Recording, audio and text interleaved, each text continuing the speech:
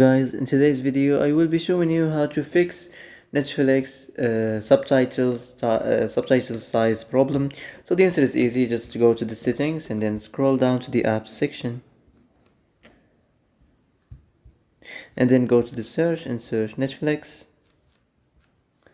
and next go to the storage, and here you will find this clear cache option. Click on it. Now you can go check it if it worked, and if it didn't you can try to restart your phone or turn the Wi-Fi off and on, or the Bluetooth or the airplane mode. Also you can try to clear data, but be careful. If you clear data, all the Netflix data will be deleted. This includes all files, the settings, the accounts, the databases, etc. So be careful if you want to clear your data. So that's it for today's video. I hope this is the answer you've been looking for. If you like this video, don't forget to like and subscribe, and see you in the next video.